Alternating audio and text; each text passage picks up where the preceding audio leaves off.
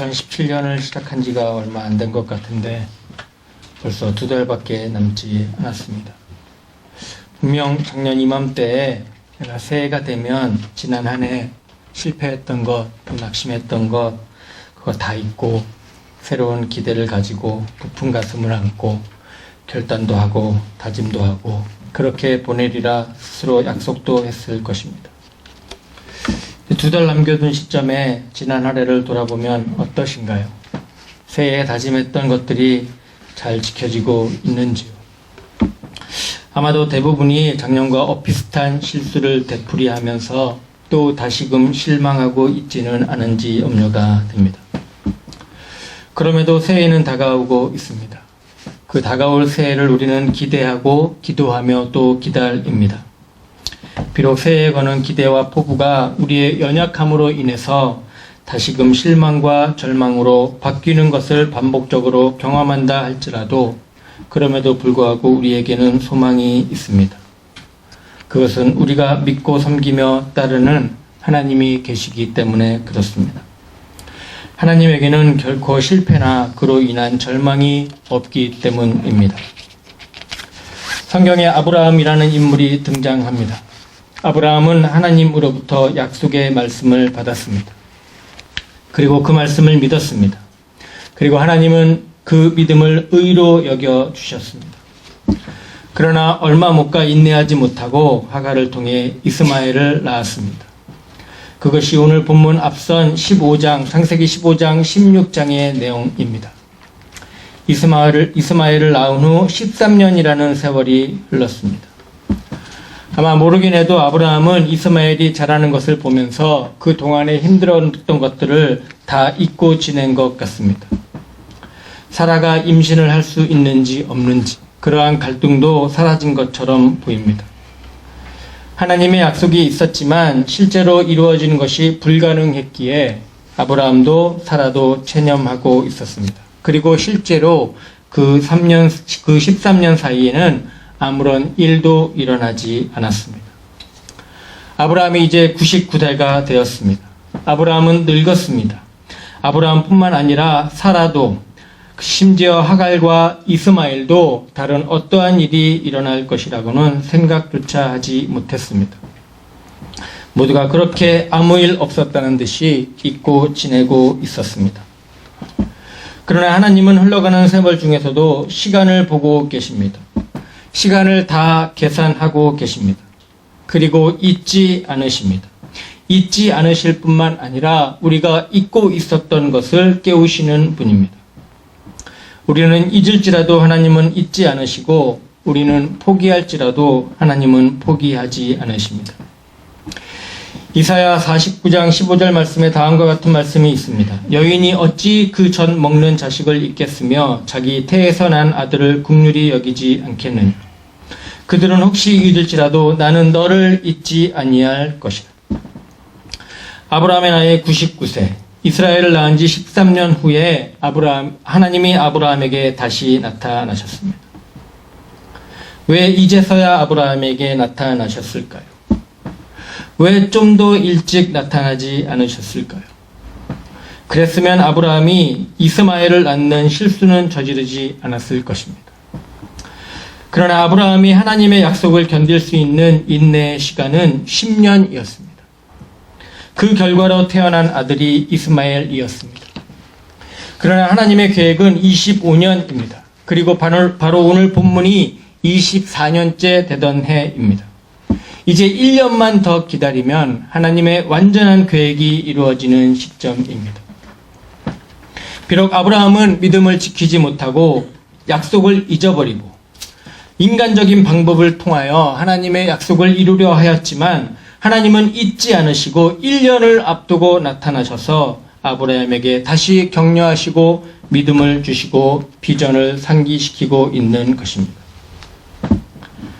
그 중요한 메시지를 오늘 본문 1절에서 이렇게 말씀하고 있습니다. 나는 전능한 하나님이라. 너는 내 앞에서 행하여 완전하라. 이것이 13년 만에 아브라함에게 나타나셔서 주신 하나님의 첫 번째 메시지입니다. 우리가 알다시피 하나님은 전능하신 분이십니다. 만약 하나님에게 조금이라도 불가능이 있거나 불완전한 것이 있다면 그분은 하나님이 아닙니다. 하나님은 안 계신 곳이 없고 못하시는 것이 없고 이루지 못하는 것이 없습니다. 모든 일을 알고 계십니다. 그렇다면 자신이 전능하다는 이 선언을 13년 만에 나타나셔서 왜 아브라함에 하시고 계신 것일까요? 아브라함은 하나님의 전능하심을 잊고 있었기 때문입니다. 약속은 있었지만 실현 불가능하다. 모든 것이 이제는 다 끝났다라고 생각했기 때문에 하나님께서 다시금 자신에 대하여 아브라함에게 가르치고 있는 것입니다. 아브라함아, 내 생각이 옳다고 생각하느냐? 내가 잊었다고 나도 잊었다고 생각하느냐? 그렇지 않다. 나는 전능한 하나님이다. 가르치고 있는 것입니다. 지금 아브라함의 믿음은 잠자는 상태와 같은 것입니다.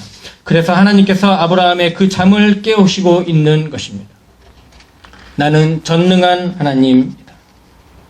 나는 어제나 오늘이나 영원토록 동일한 하나님이다.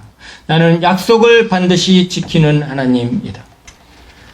내 모든 계획은 차질없이 이루어질 것이다. 그러니 이제 너는 잠에서 깨어나라. 그리고 24년 전에 내가 너에게 약속한 것을 기억해라. 내 태가 끊어져서 내가 임신이 불가능하다는 것을 너를 비롯한 모든 사람이 알고 있지만 나는 분명히 그 약속대로 행할 것이다. 그런데 하나님은 전능하다는 말씀만 하지 않고 계속해서 아브라함에게 아주 중요한 말씀을 하고 계십니다. 너는 내 앞에서 행하여 완전하라. 여기서 완전하다는 뜻은 하나님 앞에서 거룩하다는 뜻입니다. 여러분, 믿음의 회복은 바로 거룩의 회복입니다. 하나님이 아무리 완전해도 아브라함이 그것을 받을 만한 거룩이 없다면 하나님의 기적은 일어날 수 없습니다. 하나님은 아브라함에게 다시금 거룩하게 되어 다시금 새로운 믿음을 가지고 그렇게 행하도록 그를 격려하고 계신 것입니다. 성경에 이와 비슷한 말씀을 들은 사람이 있습니다. 바로 모세입니다. 모세는 40년간 자기 의에 취해 있었던 사람입니다. 물론 나라를 사랑했고 하나님을 사랑했습니다. 그러나 인간적으로 하나님을 사랑하고 조국을 사랑하는 그 사랑이 결국 사람을 살인하는 것으로 끝나고 말았습니다. 이에 그는 절망했고 후에 광야에서 40년 동안 버림받던 생활을 하게 됩니다. 모든 사람에게 모세는 잊혀진 사람이었습니다. 히브리 산파에게도 바로의 공주에게도 심지어 그의 부모에게도 잊혀진 사람이었습니다. 그러나 하나님은 계속 그를 지켜보고 계셨고 시간을 계산하고 계셨습니다. 그리고 모세가 80대 되던 해에 불꽃나무 아래에서 하나님을 만나게 되었고 모세가 하나님께 다가가자 하나님이 이렇게 말씀하십니다. 모세야, 더 이상 가까이 오지 말라. 이곳은 거룩한 곳이니 내 발에서 신을 벗어라. 오늘 아브라함에게 하신 말씀과 동일한 말씀입니다. 여호수아는 또 어떻습니까? 여호수아가 적과 꿀이 흐르는 가나안 땅에 들어가기 위하여 여리고 성 앞에 섰을 때에 그는 절망했습니다. 왜냐하면 어느 누구도 무너뜨리고 들어갈 수 없을 정도로 여리고 성이 강력한 성이었기 때문입니다. 그때 칼을 든 천사가 나타납니다. 여호수아가 묻습니다. 당신은 누구입니까? 우리 편입니까? 적입니까? 천사가 대답합니다. 나는 하나님의 군대 장관으로 이제 오느니라. 주님, 무슨 말씀을 하든지 제가 순종하겠습니다. 그때 하나님께서 모세에게 하신 말씀을 여호수아에게도 하십니다. 내 발에서 신을 벗어라. 하나님께서는 아브라함에 너는 내 앞에서 완전하라. 즉 내 발에서 신을 벗으라. 다시 말해서 너는 거룩하라 라고 말씀하고 있는 것입니다. 오늘 하나님께서 이 말씀을 저와 여러분에게 동일하게 하고 계십니다. 너는 내 앞에서 완전하라. 내 발에서 신을 벗어라. 너는 거룩하라. 하나님 앞에서 완전하라 라는 말은 너는 이제 변해야 한다는 뜻입니다. 과거의 사람으로는 하나님이 일을 할 수 없다는 뜻입니다. 따라서 너는 이제 새로워져야 하고 거듭나야 한다는 것입니다. 내가 비록 나의 약속을 잊고 너의 방식대로 살았지만 이제 너의 과거를 다 버리고 새롭게 새 마음으로 내 앞에 서야 한다는 뜻입니다. 아브라함이 이 말을 듣고 얼마나 놀랐을까요? 그동안 다 끝난 줄 알았던 그 잊혀졌던 그 아브라함이 얼마나 놀랐겠습니다. 아브라함이 하나님의 말씀을 듣고 엎드렸다고 본문 3절에 말씀하고 있습니다. 뿐만 아니라 하나님은 아브라함의 이름을 아브람에서 아브라함으로 바꾸어 주십니다. 이것이 오늘 본문 4절 5절의 말씀입니다. 내가 너와 내 언약을 세우니 너는 열국의 아비가 될지라. 이제 후로는 내 이름을 아브라함이라 하지 아니하고 아브라함이라 하리니 이는 내가 너로 열국의 아비가 되게 함이니라. 여기서 열국의 아비가 될지라 이 말씀은 24년 전에 그가 갈대아 우르를 떠날 때에 하나님께서 하셨던 그 말씀, 창세기 12장 2절 말씀과 동일한 말씀입니다. 내가 너로 큰 민족을 이루고 내게 복을 주어 내 이름을 창대케 하리니 너는 복의 근원이 될지라. 아마 분명히 아브라함이 처음 이 말씀을 들었을 때에 아브라함은 흥분했을 것이고 기대와 꿈에 부풀었을 것입니다. 그리고 그 희망을 안고 그는 본토 친척 아비의 집을 미련 없이 버리고 하나님이 지시한 땅으로 걸어갔습니다. 처음에는 하나님의 약속을 잘 믿고 견뎠습니다. 그러나 세월이 지나면서 그 믿음이 흔들리기 시작했고 인간적인 생각이 들기 시작했고 마침내 이렇게 고백합니다. 하나님, 엘리에셀을 나의 상속자로 삼겠습니다. 그러나 하나님은 단호하게 내 몸에서 날 자가 내 후사가 되리라 라고 말씀하십니다. 그런데 이번엔 아내 사레가 나섭니다. 한술 더 떠서 사레는 자기의 몸종 하가를 통해 아기를 갖자고 이야기합니다. 결국 끝까지 하나님의 시간을 기다리지 못하고 이스마엘을 낳는 상처만 남게 되었습니다. 그런데 이 잊을 만한 때에 다시금 하나님께서 나타나서 그 아브라함의 상처를 건드리고 있는 것입니다. 이제 후로는 내 이름을 아브라함이라 하지 아니하고 아브라함이라 하리니 이제 내가 너로 열국의 아비가 되려 함이냐. 하나님께서 이처럼 이름을 바꿔 주시는 것은 옛 이름과 옛 사람, 그것을 버리라 라고 하는 말씀입니다. 과거의 인간적인 스타일로는 하나님의 일을 할 수 없다는 뜻입니다. 그렇습니다. 우리의 갈등은 이전의 내 스타일로 하나님을 믿고 싶어하는 것에서부터 시작됩니다. 이것을 버리지 않는 한 갈등은 사라지지 않습니다. 하나님이 우리를 부르신 이유는 사람이 없어서가 아닙니다. 돈이 없어서도 아니고 능력이 없어서도 아닙니다.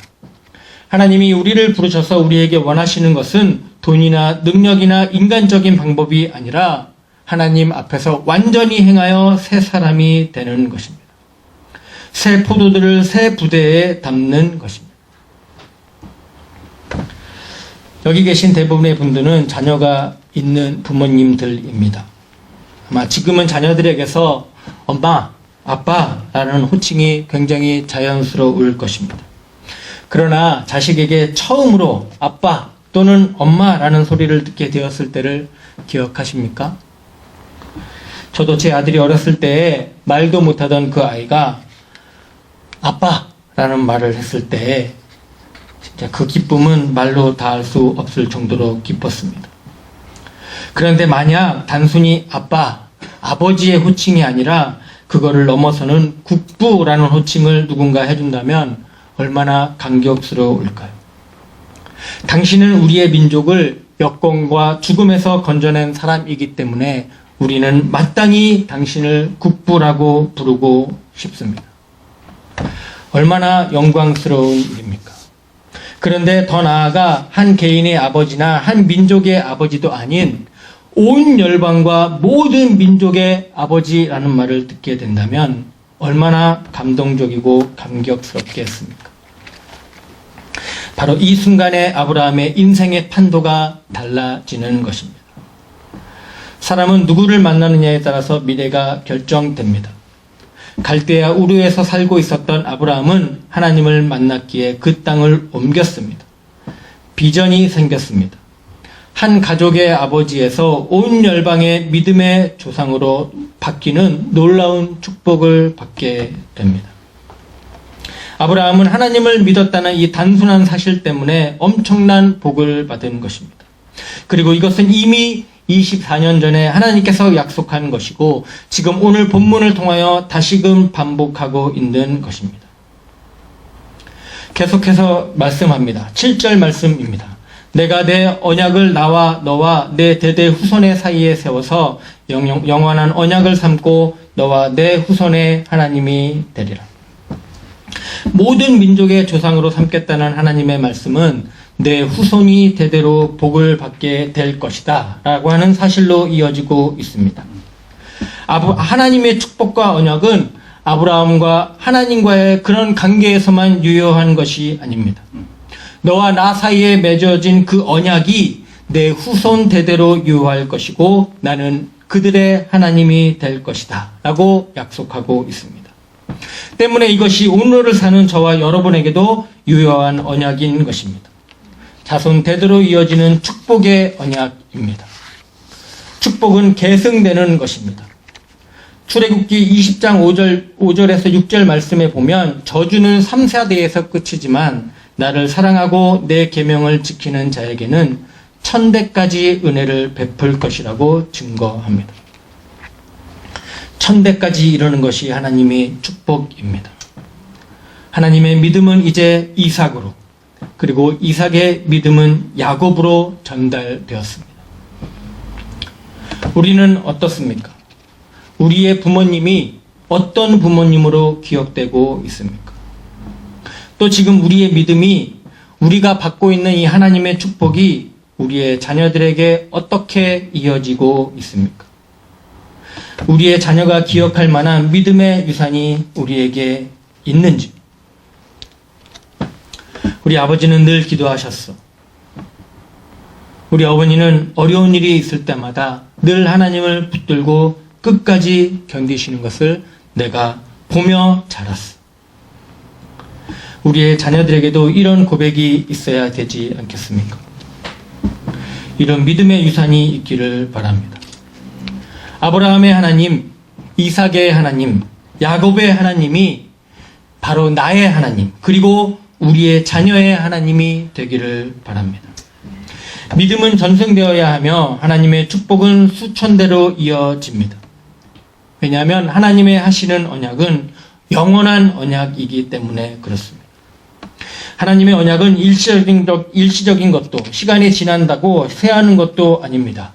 오히려 세월이 가면 갈수록 더 강해지고 분명해지는 것이 하나님의 언약입니다. 이제 말씀을 마칠까 합니다. 믿음은 약속의 땅을 향한 멈추지 않는 행진입니다. 아브라함이 고향 갈대아 우르를 떠난 것처럼, 모세가 이스라엘 백성을 이끌고 애굽을 떠나 약속의 땅을 향했던 것처럼, 우리도 이 약속의 땅을 가면서 분명히 유혹을 받게 될 것입니다. 우리의 믿음의 초점을 흐리게 하는 많은 일들을 만나게 될 것입니다. 그럼에도 불구하고 우리는 이 행진을 멈추어서는 안 됩니다. 그래야 하나님의 약속이 이루어집니다. 하나님은 끝까지 포기하지 않으십니다. 때로는 그 기다림이 고통스럽지만 하나님은 그때에도 시간을 계산하고 계시다는 사실을 알아야 합니다. 너무 이르지도 않게, 그리고 너무 늦게도 오시지 않고 그 하나님이 계산하신 그때에 정확하게 오십니다. 오셔서 우리의 믿음을 새롭게 하십니다. 여러분, 신앙은 인내의 경주입니다. 인내가 중요합니다. 참된 믿음이란 하나님을 믿고 기다리는 것입니다. 인내하는 것입니다. 만약 믿음의 실패를 경험한다 해도 하나님은 다시 찾아오십니다. 그리고 회복시켜 주십니다. 우리의 마음의 상처도 어루와 만져 주십니다. 13년이라는 세월이 지났지만 결코 포기하지 않습니다. 하나님은 약속하신 대로 반드시 이루어지는 분이십니다. 갈등이나 고난은 영원하지 않습니다. 그러나 약속은 영원합니다. 아브라함에게 약속의 성취가 1년밖에 남지 않았듯이 우리의 갈등과 우리의 고난에는 반드시 끝이 있습니다. 하나님께서 이렇게 우리를 기다리게 하시는 이유는 이 우리의 믿음이 장성하게 성장하여 예수 그리스도에게까지 이르게 하기 위함입니다. 이에 대하여 히브리서 12장 2절에 다음과 같이 말씀합니다. 믿음의 주요 또 온전케 하시는 이이신 예수를 바라보라. 히브리서 3장 1절 말씀도 아주 중요합니다. 그러므로 함께 하늘의 부르심을 입은 거룩한 형제들아, 우리의 믿는 도리의 사도시며 대제사장이신 예수를 깊이 생각하라. 오늘 들은 말씀을 꼭 기억하시고 우리를 위하여 축제를 준비해 두신 그 사랑에 감사하고 깊어져가는 가을 예수 그리스도를 바라봄으로 또 예수 그리스도의 그 이름을 깊이 생각함으로 하나님이 아브라함에게 주신 영원한 약속과 축복을 우리도 이루는 우리 모두가 되기를 간절히 바랍니다.